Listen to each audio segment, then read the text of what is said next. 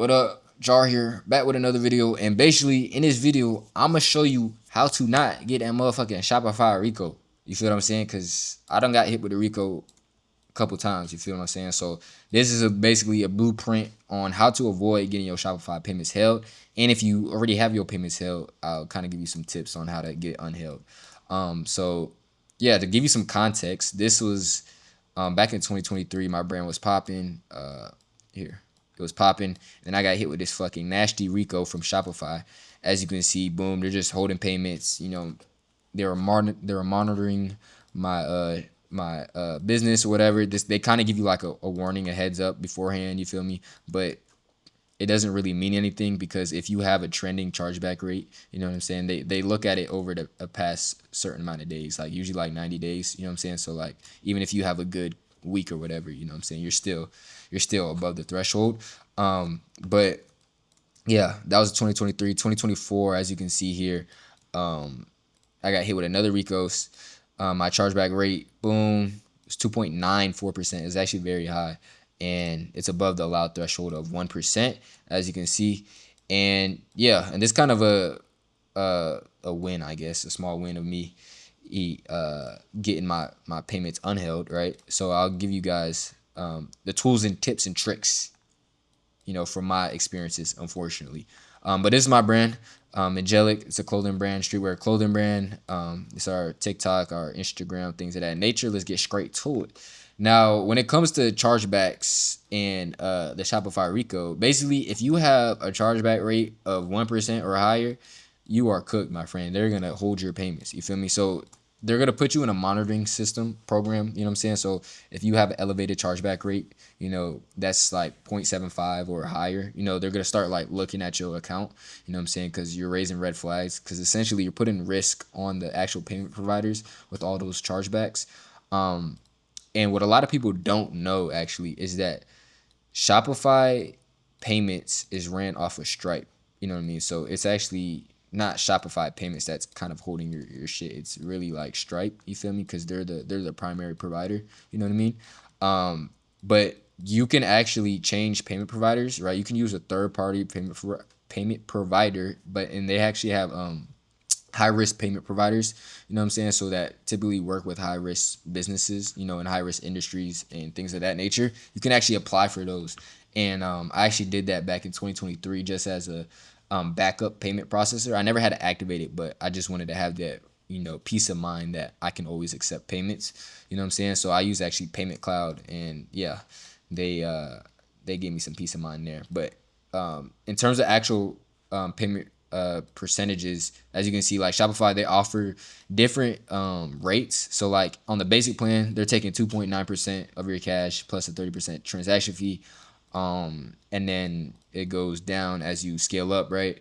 And then essentially, if you use a third party, they tax you as well. So if you're on the basic plan, you're getting fleeced. You feel what I'm saying? Because they're taking like 5% just off top line revenue in terms of payment processing, right? So they want to incentivize people to use their Shopify payments, not third parties, right? So they're gonna put a little tax, but that's just some information for you guys. But basically with Stripe, anything like 0 to 0.75 to 1%, you're cooked. Your shit's gonna blow. They're gonna hit that Rico for sure.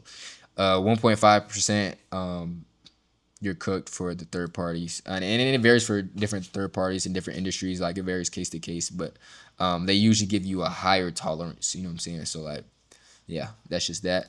But yeah, usually they're lenient. It's not like if you have one day where your chargeback rate is 1%, you're gonna get your payments held. But it's like if you have a consistent, you know, 30, 60, 90 days, then it's very likely. You know what I mean? So when it comes to actually avoiding getting the Rico, you feel what I'm saying? There's really like three main ways to avoid it. And that's essentially number one, just having good, clear shipping times. So I can just show you guys, for example, like on my site right here. Let's go here. Yeah. Like on my site here, as you can see, boom, boom, boom, shipping details, right? Express 3 to 4 business day shipping. Now, I actually say that because I have a 3PL and we ship everything the next day. So that's actually true. You feel what I'm saying? So if you guys have longer shipping, like state that, make it clear to the customer, make everything transparent. Because at the end of the day, when they dispute the charge with their bank because you didn't ship and they think they got scammed, then your payments are gonna get held and your business is not gonna do well. You know what I'm saying? So yeah, and then also have good shipping policies. As you can see here, this is my shipping policy. Just keep it really simple. It's not rocket science, right? Just operate and run a good business, right?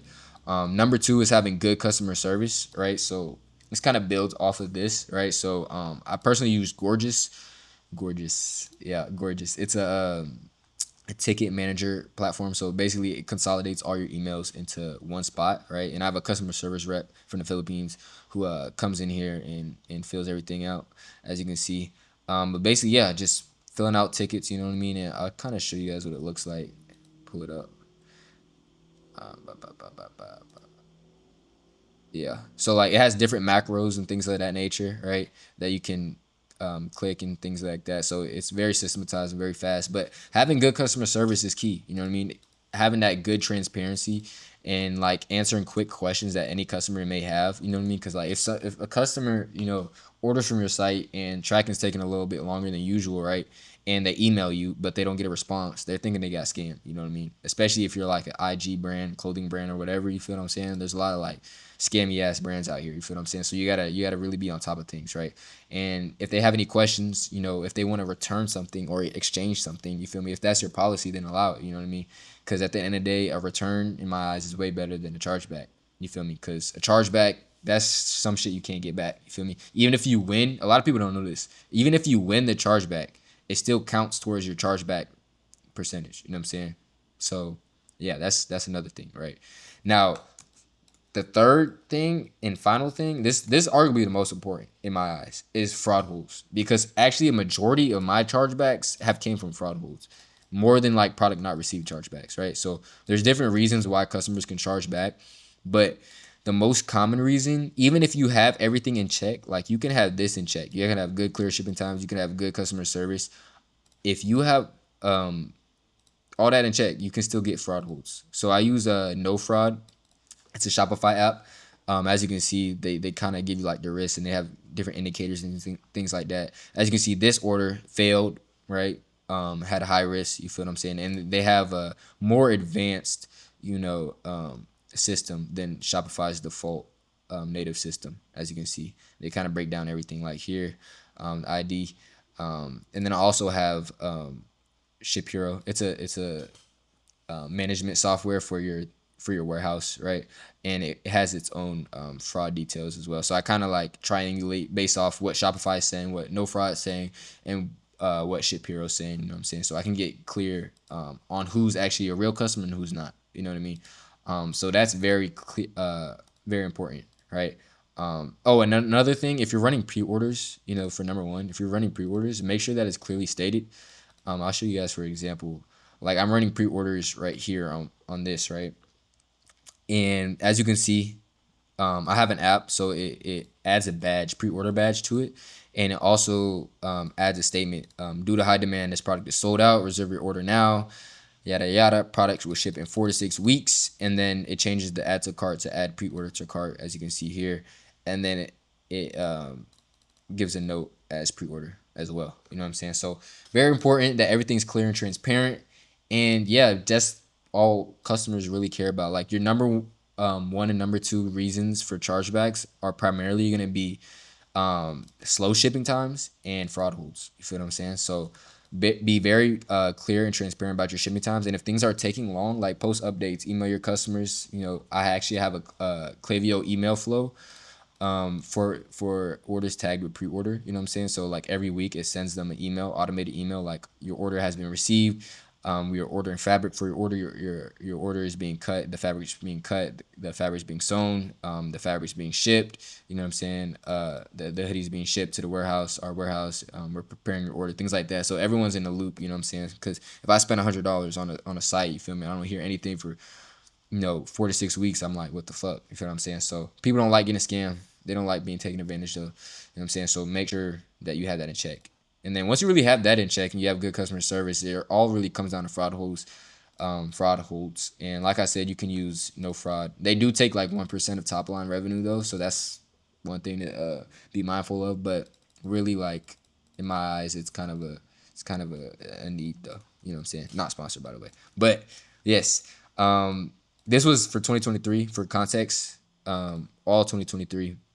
As you can see, chargeback rate high as fuck. They should have candidly they should have held our shit earlier and longer. No cap. We hit 6% up in June. You feel me?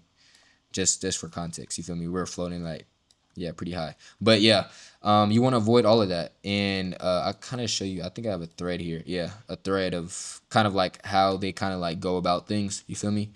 First they give you like a warning. Oh shit, voice crack. First they give you a warning, right? Then you gotta reply. You feel me? And then it's kind of this whole little ideal for. I've been like rapping and shit, making songs and shit. You feel me? Because I do that on my free time. And yeah, so chill. Feel me? But yeah.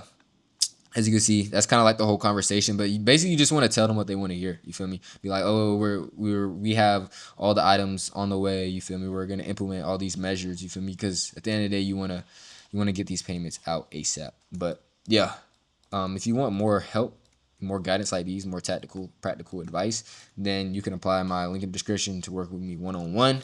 Have a few spots open it up soon. But until then, you can check out my other videos.